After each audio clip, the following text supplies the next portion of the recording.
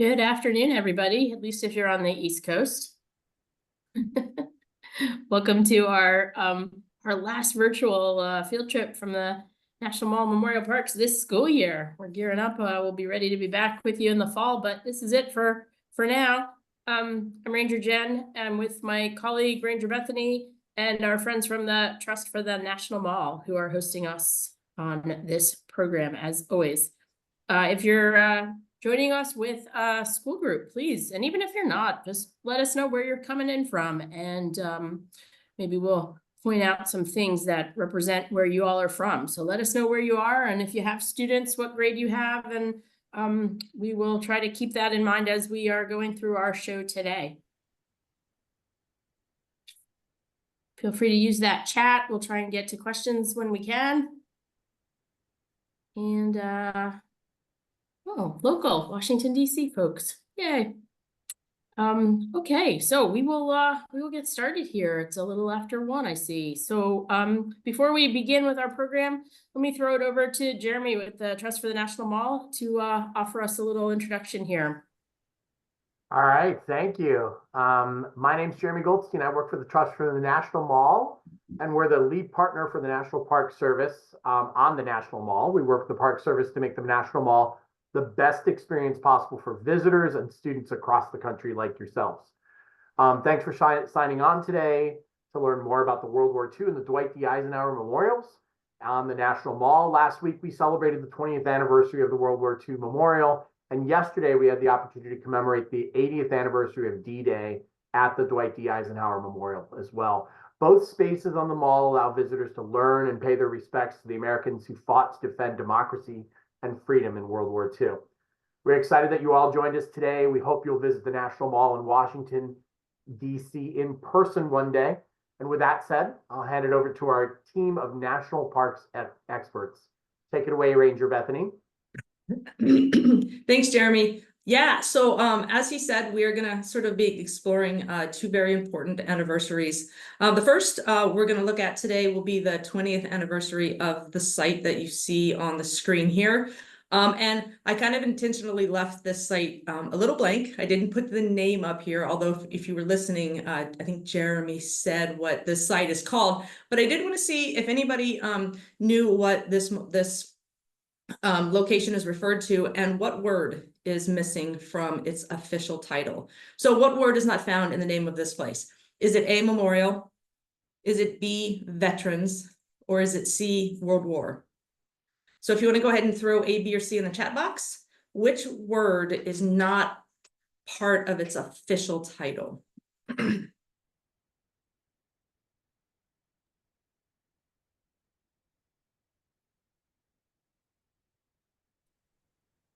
We have some letter B's in the chat. Yes. Letter B. Letter B, is that, yeah, pretty much the consensus is, yeah. So the word veterans does not appear in the official title of the World War II Memorial. And that's a little bit different than, say, the Vietnam Veterans Memorial or the Korean War Veterans Memorial. Locations, there are sites that you'll also find on the National Mall.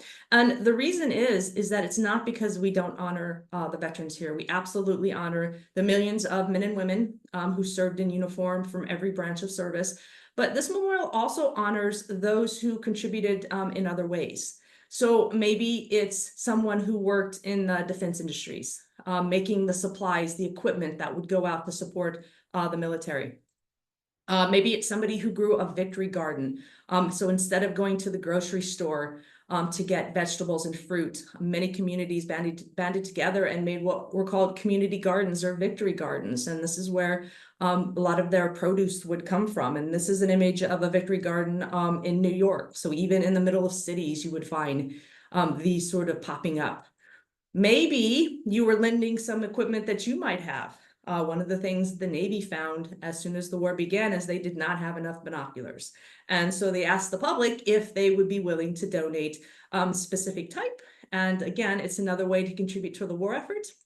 Perhaps you bought a war bond for, I think it was, what was it, $15 or so.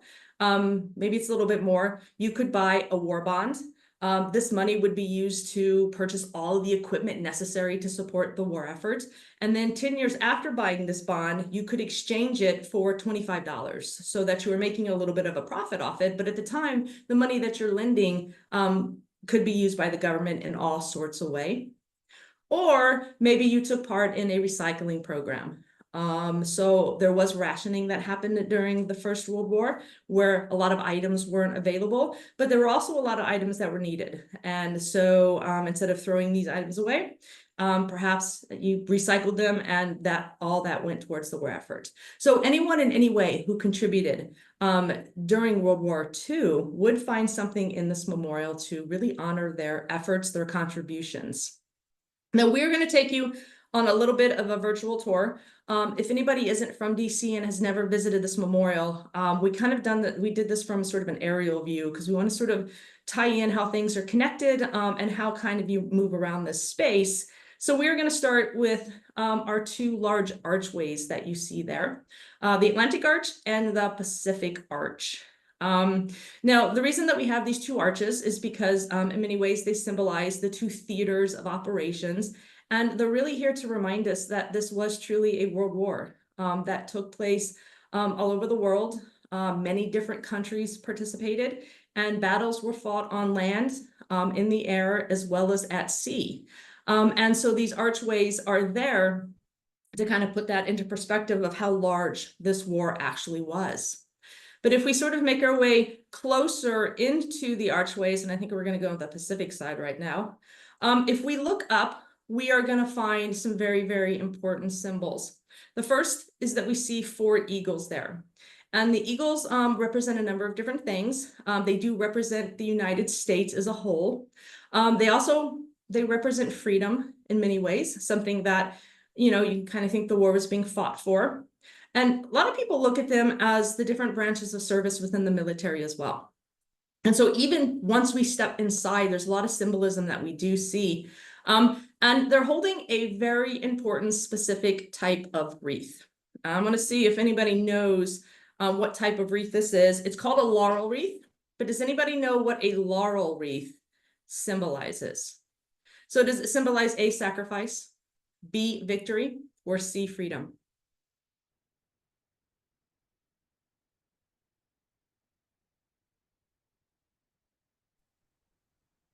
I got a B with a question mark.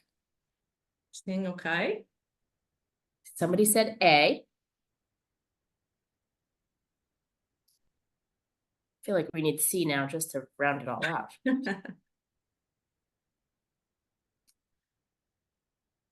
Yeah, so for the person who chose B with the question mark, you are actually correct. So laurel wreaths do tend to symbolize this idea of victory.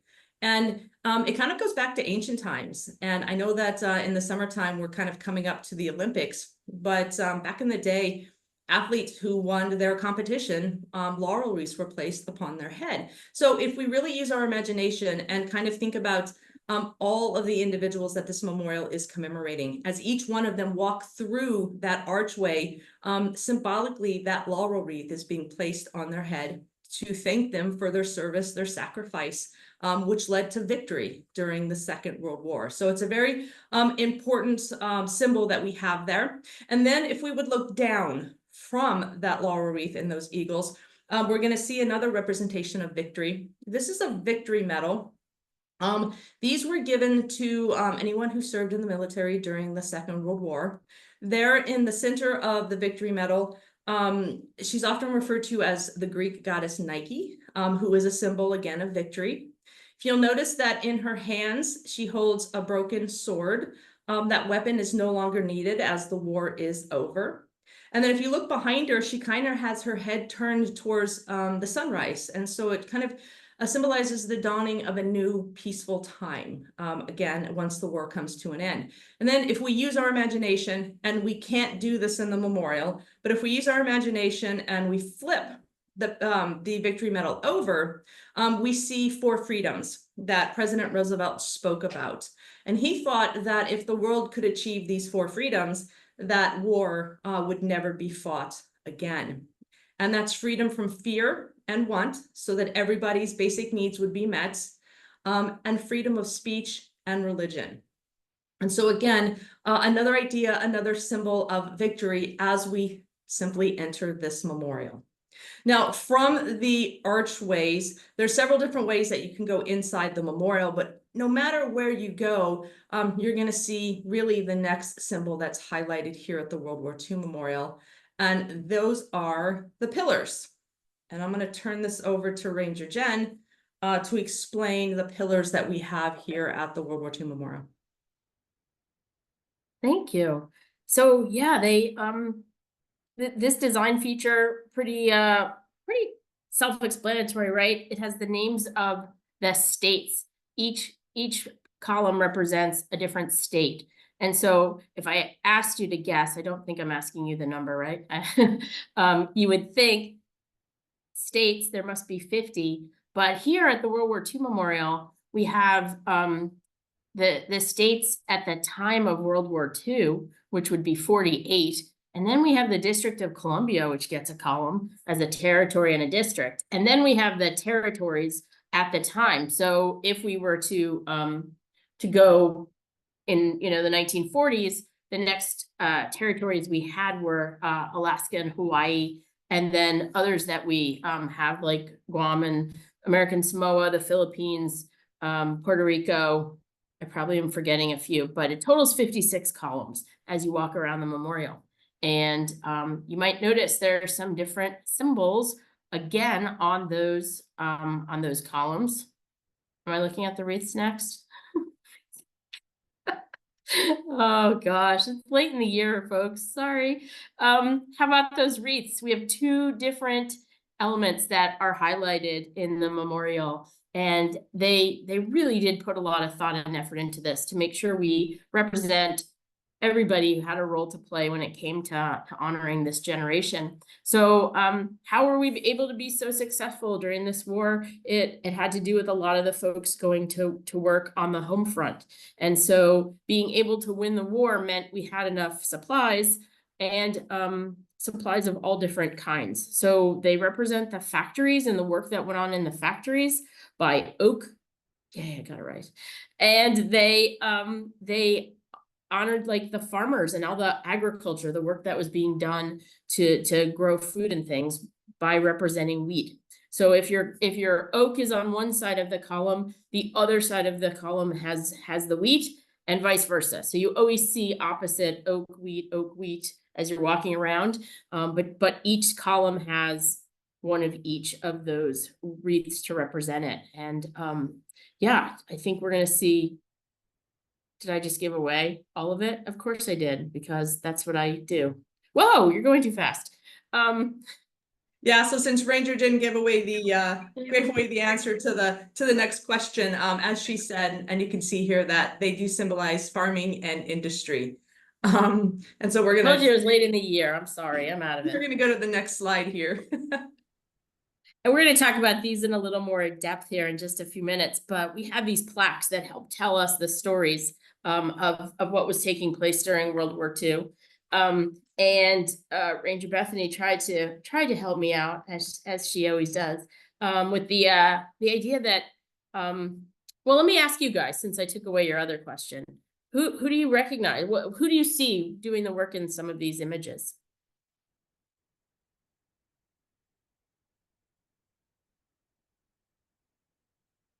Who would have been doing the work on the farms, and who would have been doing the work in the factories during a time of war when our soldiers are out fighting?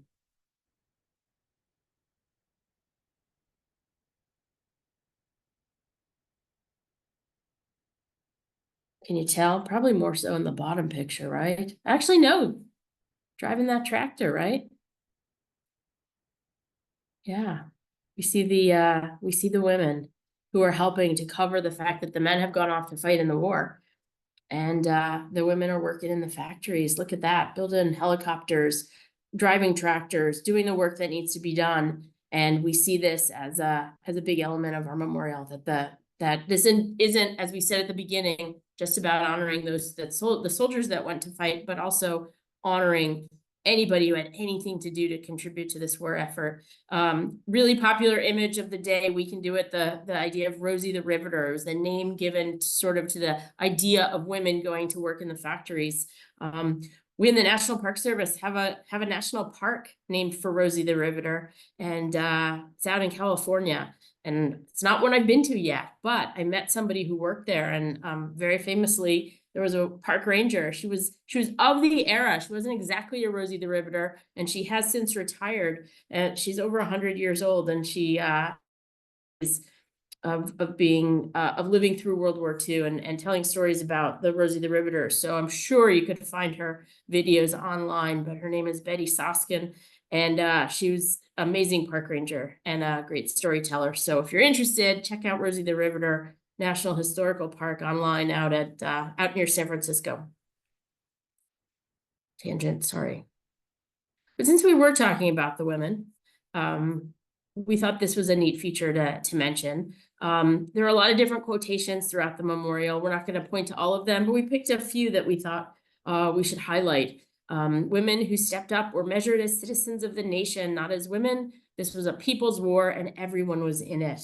This is Colonel Abida Kolbhabi, who would be instrumental in working with pilots and getting women involved in flying. And so there's she's gonna pop up in our story a little bit later on too, which is kind of neat. There's some other connections with her, but to have a woman featured prominently in this memorial really reinforces this idea, and women in a lot of the artwork being there to represent their part in the story. This memorial is not just about the soldiers, it's about everybody, and we see that throughout the memorial. Where am I going next? Okay. So while they really wanted to focus, gosh, I don't know what the question is. They wanted to focus on recognizing each individual state, but they also wanted to show that the country was united. And okay, so I did the question backwards again. I just am not good at this. Go back one. Can we go, or you're going to go forward with this? So this is my favorite piece of symbolism. You wouldn't know it by the way I'm butchering the story, but by showing all of the different state columns and showing each individual, that each state did their own part, they also wanted to show how the country worked together. And they came up with this great piece of symbolism using that rope, which is connecting all of the states. So there again, if I didn't quite butcher the question, what do y'all think the rope is about? Could have gotten that. I didn't totally say it, did I? Anyway, I just think, we talk a lot about symbolism at memorials, and some of them really have some really neat ways of connecting stories. I was going to say tying it together, but that would have been really bad when I was talking about a rope. So I really think, though, in this case, here we are trying to show that while each state played their own part, they all work together to be successful in this effort. And, as we tell stories on the mall about places and other conflicts like Vietnam, unity isn't such a strong force there. And so we get to see here at the World War II Memorial that it was definitely a part of the story. So the rope ties all of those state columns together. I'm afraid to ask what the next one is. Okay, there's a close-up so you get a sense of what that bronze rope is about. So make sure you come to visit us. You go look for that. So Ranger Jen, what would you say in terms of the columns or pillars? What is the most asked question that we get regarding the pillars themselves? I was going to say even maybe more than the bathroom question, which usually surpasses all questions at a national park. By far the most popular, right? Because we didn't initially I say include this this in our brochure all the time. Yeah, we did not think this was going to be a question when the brochure was written. Bethany and I have both been here since before this memorial opened. So we remember being here when the planning was going on. We remember when the dedication happened and when all the kind of lead up to it was happening. So yeah, I joke about being older than this memorial. It's not a joke either. It's kind of sad. But anyway, I remember our friends were working on the brochure, never even occurred to them to include a question that we get a lot about the states and how they're ordered and how did they come up with that order. Didn't even make the cut in the first brochure. I think it has been added since, but a little bit of a unique story. And yeah, I, as we're thinking a lot, I guess maybe 20 years back to when this memorial opened, I tell this story all the time to my tour groups when I'm going through. I remember that first weekend we were open, it was jam-packed with people and everybody was asking lots of questions. And I had a gentleman come up to me frantic about the states. He wanted to know the order of the states. And he said, I've been trying to figure it out and I just don't understand. Please tell me how are the states arranged? And then he says, I was a code breaker in World War II and I can't figure it out. And I just was like, oh my gosh, this should not be this difficult. But that's one of my lasting memories of that opening weekend, was this gentleman so upset about figuring this all out. So if we consider kind of the focal point being the center of this memorial, and we'll explain a little bit more about that when we get to that section, they decided that they wanted to incorporate the states and include them in the order that they joined the Union. But they thought that that the way to do it was to have them rotate. The idea was that if you were hosting a formal dinner, that you would have your most important guest of honor sitting on your right-hand side. And then your next important guest of honor would be on your left-hand side. And so if you were standing with your back towards the Lincoln and looking forward towards the Washington Monument, your first important guest is going to be state number 1, and that's going to be Delaware on the right. And then your next important guest is going to be Pennsylvania on the left. And it's going to go back and forth. So where Delaware was, 1, 2, Jersey, Georgia, back and forth. 1, 2, 3, 4, 5, all the way around until you get to the 48 that we had at the time of the war. And then they'll go to DC because it's oldest. And then they'll do Alaska and Hawaii. And then they'll do the other territories that we had during that time. And I probably would get them wrong if I tried to do them in order. But that's the order that they chose. And it's amazing. When this place first opened, we had no idea that would be the question that would consume people's interest. And yet that's what it's been. It's been really interesting to watch.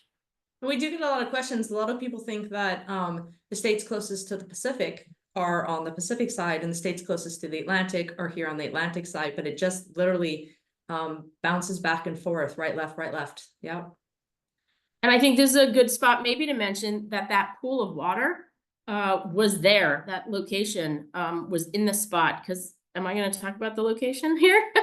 Because that was already there, and so the memorial was built around that pool of water. So it really doesn't have, as far as I've always understood it, symbolism of its own. Like, hey, we're going to build this memorial in this particular location. Yeah, I kind of beg Bethany to include this stone. I don't expect for y'all to read it or anything, but one of the things I guess I focus on a lot when I'm doing programs at the World War II Memorial is the location. And it was a big deal, having lived through kind of the origins of this memorial, that there was a huge controversy. If you know what a controversy is, when people don't agree about something, there was a huge big deal about the location. Can we go just back one to the whole view shot? You have the Lincoln at one end, and you have where the World War II is now. And just behind us would be the Washington Monument. And there was great concern that by putting this memorial here, you were going to kind of ruin that view between the Lincoln and the Washington. And what they were able to do, of course, is look to the sides, right? They put all the taller features off to the side, so your view is kind of open. And you also walk down into it, so they lowered it a little bit. So your view is really not impaired between Lincoln and Washington. And I just remember it being a really big deal. There was a lawsuit about whether or not this should be built here. And there was, all kinds of issues, delays about getting it started on time. And so to me, this is a big deal. The little sign that we kind of looked at right there. Yeah. If I were to kind of summarize what they're saying here, it really is just introducing you to this memorial and its location, and basically saying, Washington was like the guy of the 1700s, he gets the nation started, he fights for independence. So he gets his spot here. At the far end, you have Lincoln, the guy of the 19th century, right? The 1800s. And so, yeah, there's our view. How do you not have the event of the 20th century, World War II, be represented in this space? So for those who would argue that it could possibly mess up the view or that it didn't really belong right there in the middle of the mall, you know, that's the argument that these are the key events. These are the, you know, the prominent things that have happened in each of these centuries, and that's why, you know, it's important to have it located where it is. I don't know that we hear the complaints about the location like we did when it was being built. And yes, there is a comment about food trucks, which seem to have taken over the view shed as well. Yeah, it's a different day out there. Pretty shot though, pretty shot. Okay, so we talked about the focal point being that middle section, and oh gosh, I'm gonna mess this up. So here we have the spot where we honor. We made a kind of a bigger deal about talking about how this isn't specific to the veterans, but we do have a very special spot where we do honor those veterans right here. The wall in front of this, the stars here says, "Here we mark the price of freedom." And it's this wall where we are very, you know, solemn and quiet when we're by this spot because we're honoring those folks who didn't come home. Can I ask them right now? Can I go back one, just a second? Sorry.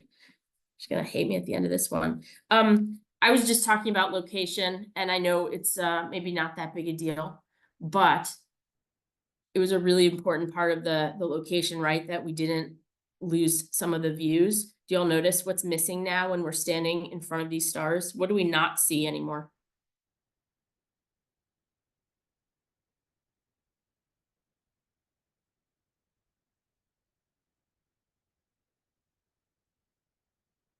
I think it's a kind of neat point because they wanted to, you know, while we talk about this being a memorial for everybody, anyone who had any part to play in the World War II era, they did want to highlight these guys. They wanted to highlight the folks that didn't come home. And this is the spot where we do that. And so while you're standing right here in front of this wall, this is the only spot in the memorial that you cannot see the view to the Lincoln Memorial. We just saw that view between the Lincoln and the Washington, and we talked about why, you know, people were worried about it.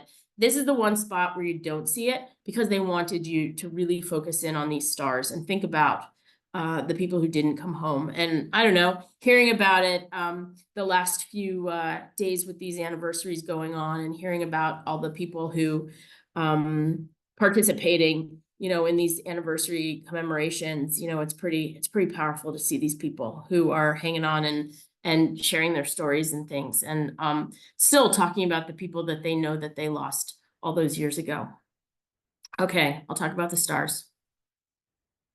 It's a close-up version of what those stars look like on that wall, and a little explanation of why they chose the star as the symbol. So if you were a family member, or if you had family members serving in World War II and other wars after, perhaps, you might have a banner like this hanging in your wall, in your window, and people walking by your house could see that, wow, 3 stars, 2 of them are blue. You have 2 family members who are serving in the war, and you have 1 gold star up there. That must mean somebody didn't come home. The gold star was that symbol of loss. And so you often hear the phrase gold star mothers.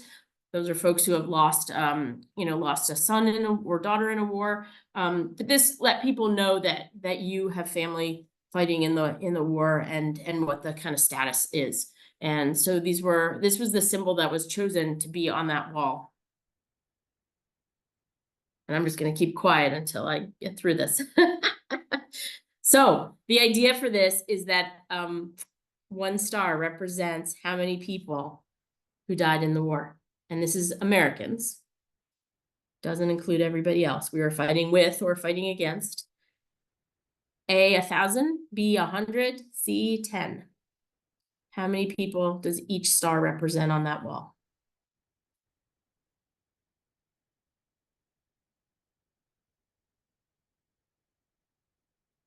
I must have scared everybody away.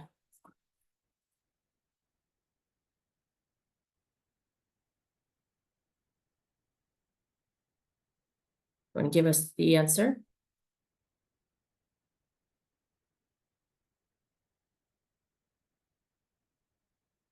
Oops.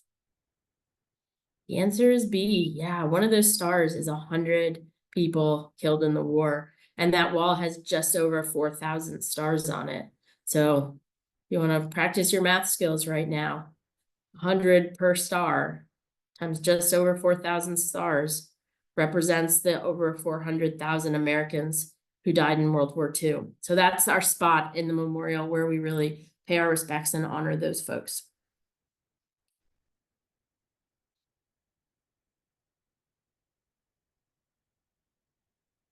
We like to talk, right, about how the stars are all a little bit different. I do, yeah. So if we kind of go back again, because each star represents so many individuals, they wanted to really sort of point out that there were individual contributions, individual sacrifices as well. And there simply wasn't enough room in this memorial to be able to engrave all of the names that this wall represents, like we have down at the Vietnam Veterans Memorial, or even now at the Korean War Veterans Memorial. And so it was really important to use these stars, but each of them, from what I understand, came from a different mold. And so there's some slight difference between every star up there to capture the individual aspect, even though the stars represent many. And so I think I think that's just kind of a really interesting, important element that they thought about when designing this memorial. One thing to point out is that we do have a public database called the Registry of Remembrance, which you can find online. And it is an open database. And so we are collecting stories from this generation who we're losing pretty quickly, because we want to know the stories of those that served in any capacity. So if you know somebody that should be honored in that Registry of Remembrance, you might want to take a look at it. You can add photographs, you can add as much information as you want. We used to have these databases at the memorial. Unfortunately, sometimes technology doesn't work so great out on the National Mall. There's just simply so many visitors using it, and the weather, the humidity, and things such as that. That doesn't always work the way we want it to. And so, yeah, so the Registry of Remembrance is another way that we honor the service and the sacrifice of all of those that served during the Second World War. Another way we do that is because many of us weren't here while the war was happening, is that on either side of what we call the 17th Street ceremonial entrance are 24 bronze panels. And these were designed by a Maryland artist by the name of Ray Caskey. And he was sort of inspired by another building that we have here in Washington, D.C., which shows scenes from the Civil War, from the first shots fired until the surrender of Appomattox. And so as you look at those scenes on the outside of the building, it sort of brings you through the war visually. And they wanted to incorporate that element, that aspect here in the World War II Memorial as well. And so there are 12 on each side. The ones here on the north side all kind of correspond or relate to the Pacific Theater. And then all the one, I'm sorry, on the Pacific Theater on the side, and all the ones on this side correspond or relate to the Atlantic Theater. And we don't have time to see them all, but I did want to point out a few important ones. Ones that kind of really put what it was like during this time into perspective. And this is the very first scene on the Pacific side. And if you look at this bronze panel here, I see a multi-generational family that seems to have sort of abandoned dinner there, and their attention has been turned elsewhere. And so does anybody know what this family is doing? Are they A, listening to the radio, or they B, watching TV, or C, are they talking on the phone? So what do you think they're very intently doing here? Got some A's right off the bat. Yeah. Yeah, it certainly doesn't look like radios that we have today, but yeah, this right here is the radio. And so this whole family is literally abandoned dinner. And they're listening to the radio. And if we were able to zoom in, I don't know if we can see it if I zoom in a little bit, can't really see it. But if we were there, we would be able to notice that this calendar that's on the wall, it says December of 1941. So does anybody know what they might be listening to or who they might be listening to?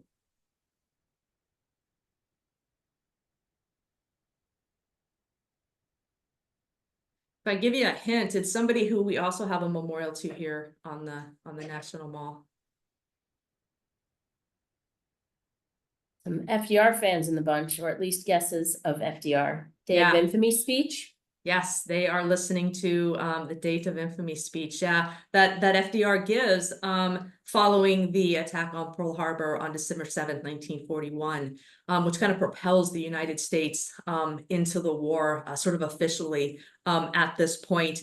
And the statue that you see there to the side of the president delivering the speech isn't in the World War II Memorial. You'll find this one at the Franklin Delano Roosevelt Memorial, but I thought it was kind of an interesting connection. One of the things that we have here on the National Mall is that there are so many connections between each of our memorials. They're all definitely individually talking about different things, talking about different events, talking about different individuals.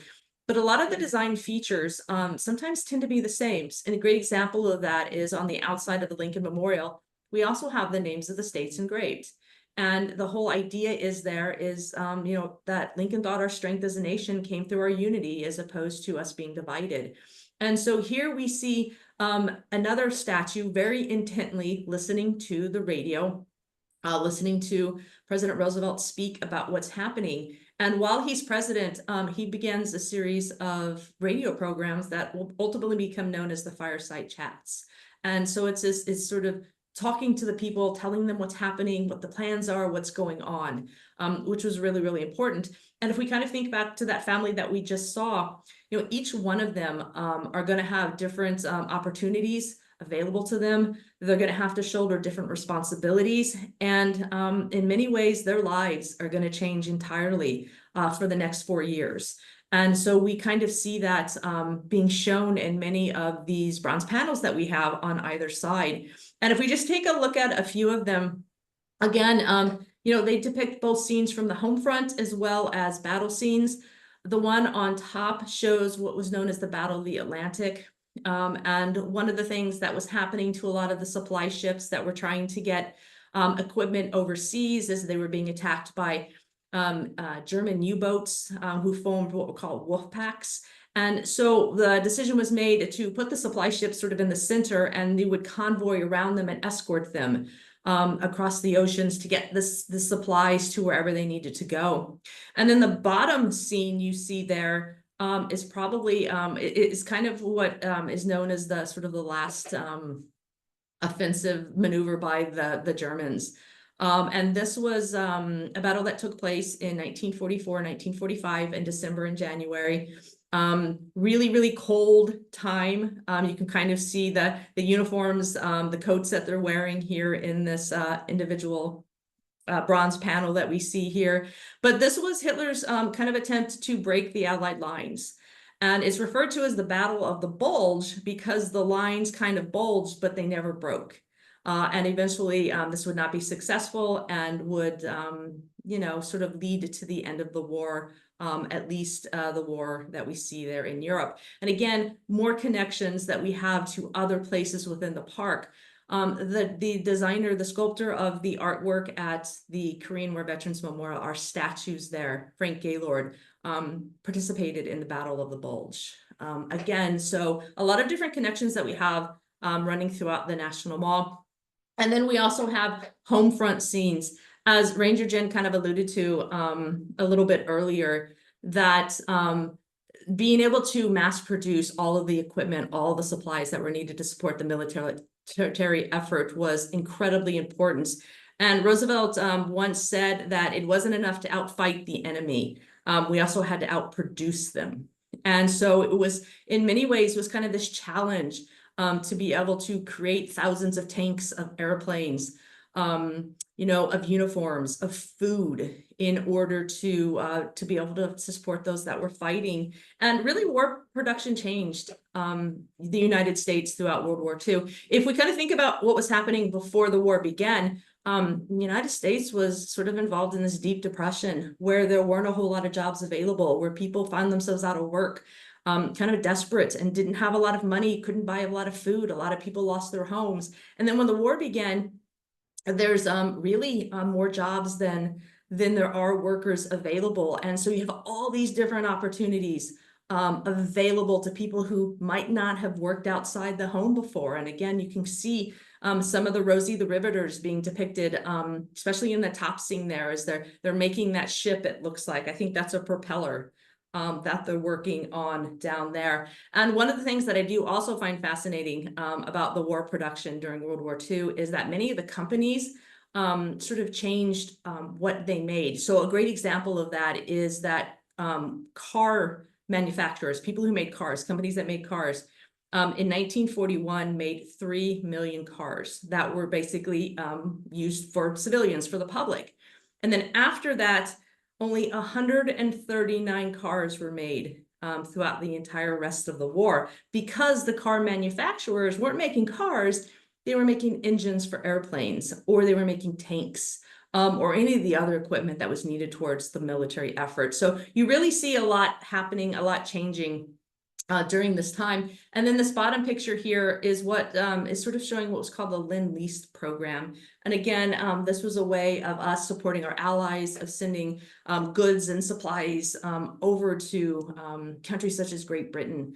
And in some ways, we started doing this before we even got involved in the war. So all of these scenes, you know, there's a lot of thought, there's a lot of emotions being shown here. And in many ways, you know, these are great indicators of what it would have been like to be here during the time of the Second World War. And then I think Ranger Jen and I both say how much we really like this particular bronze relief here. This shows VJ Day, victory over Japan.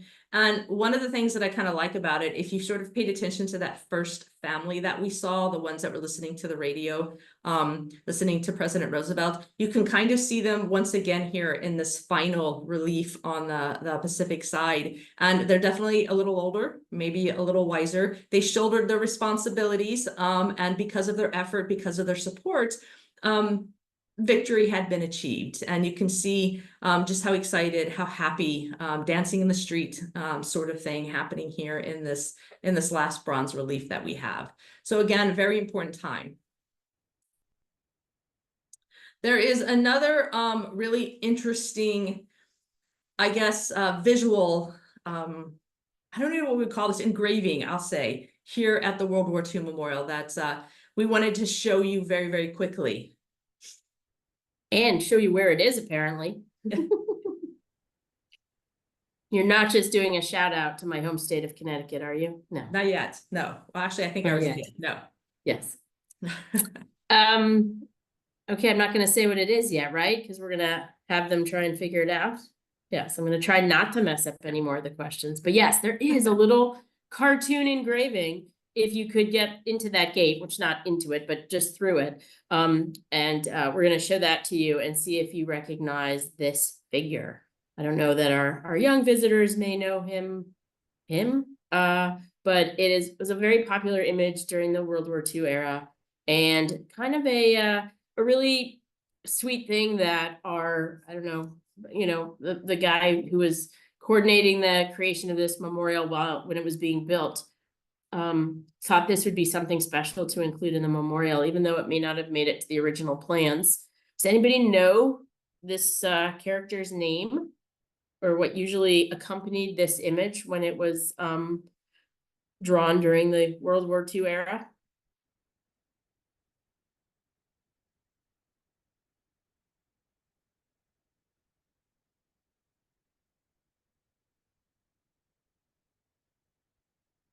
No. Don't see any takers on this one. There it is. Kilroy, yes, Kilroy was here. So there are a lot of different versions of the origin of the Kilroy story. From what I understand, we think it was someone who was working to create supplies in factories, and when they had to count and say that they had accomplished the set number they were supposed to, instead of just checking it off, it was putting your mark on it kind of thing. Kilroy was here. And how that became the symbol of this character, and then something that spread all over the world. When I'm talking to students, I often will describe it as being kind of something that would make you feel like you saw something from home, you know, when you're far away, and when you're kind of feeling far away and searching for something that makes you feel like home.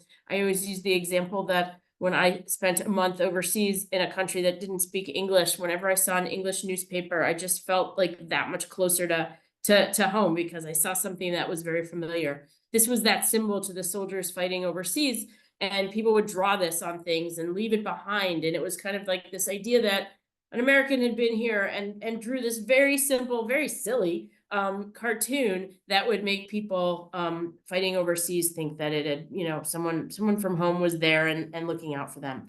And as I understand it, this was not part of our original plan, but that the guy overseeing kind of the project thought that veterans would really get a kick out of this. And so he couldn't very well put it out in the open, but he could sneak it in that back door and carve it on that back wall. And we try and point this out to veterans, of course, and visitors when they come to see the World War II Memorial. It's a neat little, I always say it's a neat wink, wink kind of thing to the veterans who would really appreciate seeing something of that era that was special to them. Anything else?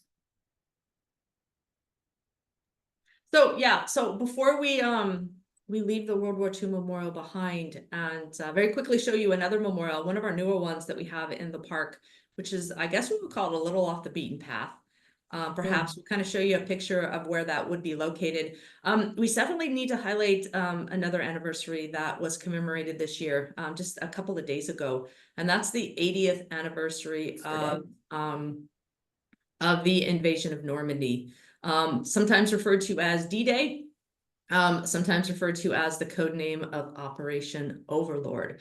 But before we get too far into it, does anybody know what country Normandy is in? Is it A, Belgium? Is it B, France? Or is it C, Germany? All you had to do was watch the news this week. It was all over.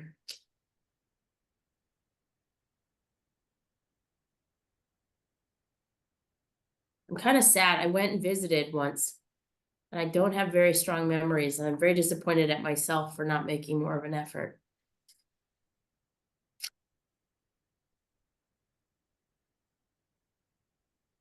Got a couple guesses. We got a C and a B. C and a B. Okay. Let's see if we can find out. Yeah, so this was sort of an invasion of France, the northern part of France. And at the time it was occupied by Germany. And this operation, this invasion, this D-Day, was really a year in the making. And it was a massive, massive Allied invasion that involved approximately 160,000 Allied troops, landing along a 50-mile stretch of heavily fortified coastline with over 5,000 ships and 13,000 aircraft supporting this entire effort. And so this was, I think, is often referred to as the largest amphibious landing ever. And it was a massive campaign, and it was one that really, if it had failed, there were a lot of people wondering what would have happened next. Because the reason that they were trying to invade and get into France is this push towards Germany to ultimately end the war. And we do have a couple of scenes at the World War II Memorial sort of depicting some of the things that happened during D-Day. And just after midnight on June 6th of 1944, both American and British troops began landing in France. And their mission really was to secure roads and bridges, really to prevent the German forces to be able to sort of reinforce the beaches once they discovered that this invasion was happening.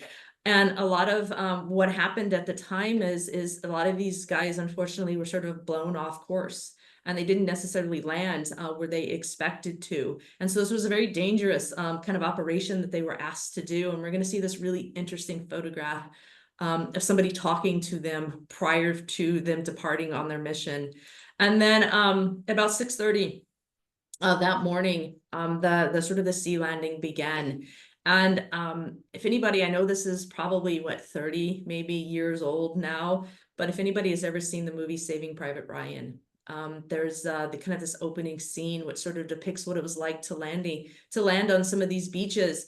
And the Americans were sort of given the task of securing Omaha and Utah beaches, while British, Canadian, and other Allied forces were charged with taking Sword, Juno, and Gold beaches. So 5 beaches were involved. The problem is that many of these landing crafts, as they approached the beach, noticed that these sort of steel beams were not only along the beach, but they were also sort of in the water. And so the crafts themselves weren't really able to let these individuals off on the beach. As you can see, here they are carrying these very heavy backpacks with all of this equipment.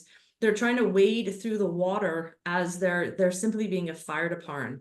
And it was a very devastating time, and there was a lot of casualties involved in this operation. But eventually, by midnight, all of these beaches will be secured, and this, again, invasion of France kind of takes off from there. But there was one person that really understood, maybe more than anyone, not only the significance of this campaign, but also really recognized the sacrifice that would be made by the Allied troops. And over 4,000 individuals would die during the D-Day, the Normandy invasion. I think it's something like 2,501 of them were Americans who died during this one battle, this one campaign. And so we have here at the World War II Memorial this really sort of important quote that was given by somebody who we're going to ask you if you know who delivered the speech or said the speech here in a minute. But Jen, do you want to read this? D-Day, June 6th, 1944. You are about to embark upon the great crusade toward which we have striven these many months. The eyes of the world are upon you. I have full confidence in your courage, devotion to duty, and skill in battle. Who said that? A, President Roosevelt, B, General George Patton, or C, General Dwight Eisenhower? Anybody know who said that? It's quite a speech.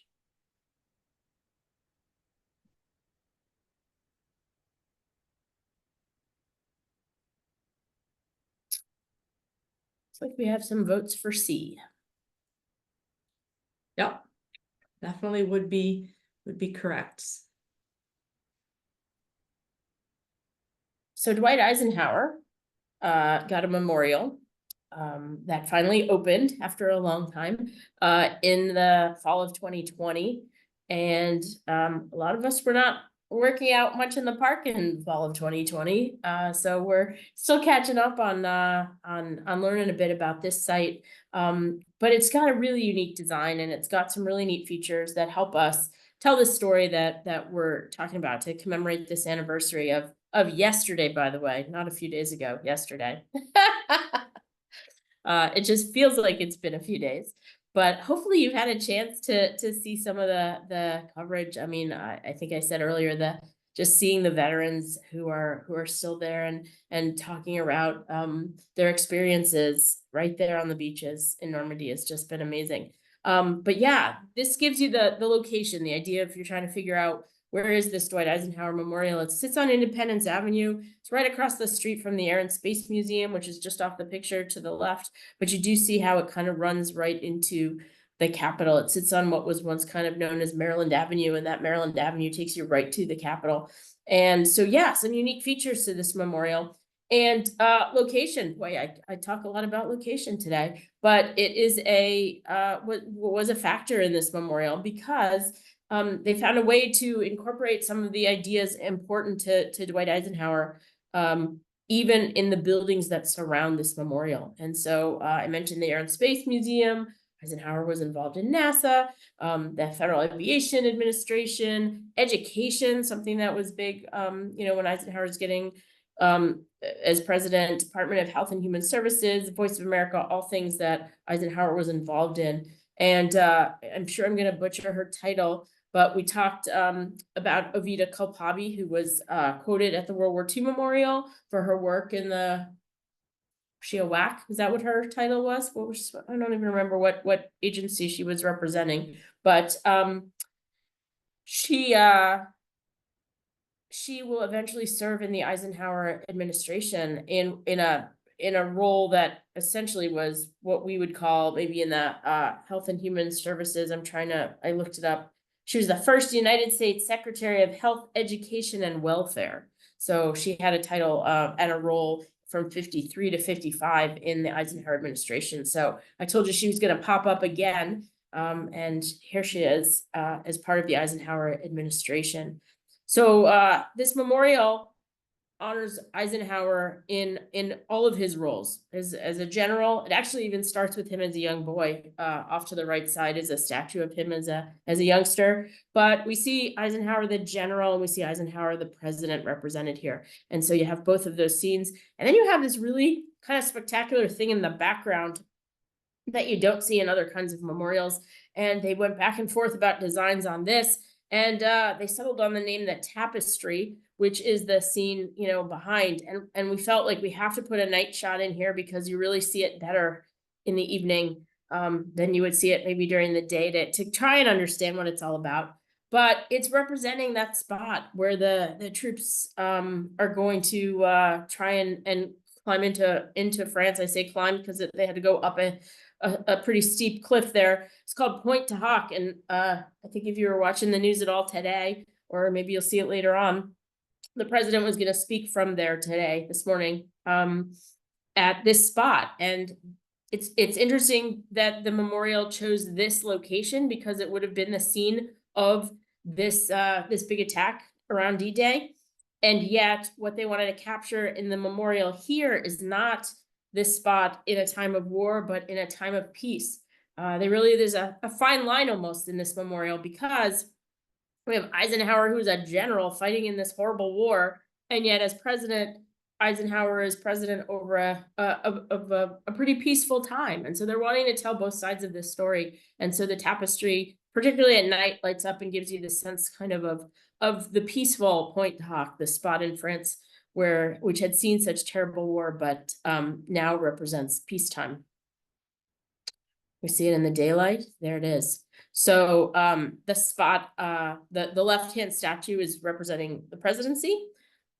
The statues on the right. Yeah, we're gonna see. Oh, there he is. That's presidency. FDR. Whew. Eisenhower meeting when talking with some of his cabinet members, and then on the right side, the talk at D-Day. And don't we have yeah, it's really neat. It's a pretty neat artwork. Yes, that's what I meant. I was looking for the photo. There it is. See these photos of Eisenhower talking to his men. And I was just talking to Erin at the Trust a little while ago, and she was telling me about how he didn't really want to focus on what they were getting themselves into. Excuse me. He wanted to just talk about where they were from and things they like to do, and not really focus on, oh my gosh, you know, you're all about to go risk your lives for the you know, security of our country and the world. So he was just trying to be a guy talking to his guys, and it's amazing the way they captured this scene in the memorial. Gosh, we're running out of time. Huh. It's a close-up image of this statue, Eisenhower speaking to his men and preparing them. You know, the idea of that, the quote we read from the World War II memorial. Eisenhower knew this was some serious business, and he was also really willing to take responsibility if it didn't go well. And there's evidence in papers that he wrote that say such things. So yeah, there's a lot of big anniversaries that we are marking on the National Mall at this point in time. And you know, happy to be able to share some of the memorials if you don't happen to be close by and don't have the chance to come visit. We want to be able to share a little bit about Eisenhower and his work and the World War II memorial and the symbolism behind these sites. What am I missing? Anything else? Anybody have any questions about anything? We appreciate you joining us today, and hope you'll have some time. Maybe check out the news and see some of the scenes from France where they're honoring all of these soldiers who fought and fought and died. I mean, they lots of amazing stuff from the veterans who are still with us, and honoring those who weren't. Okay, if nobody has any questions, we thank you all for joining us, not just today, but throughout the year. And we look forward to you know, providing more programs in the future. If there's anything you can think of that you would like us to focus on, if there's some, you know, lessons you're teaching in your class that relate to them all, and there's ways we can help you, please, by all means, let us know. We're happy to help, and we really appreciate your support over the, yeah, we're really happy to work with everybody and share stories of the park that we love so much. Bethany, thank you for all your organization, of which I truly messed everything up, but thank you all, and thank you to the trust for hosting us as always, and we look forward to continuing our partnership in the next school year. And yes, thank you all so much. Have a great summer, everybody, and we look forward to working with you again. Thank you.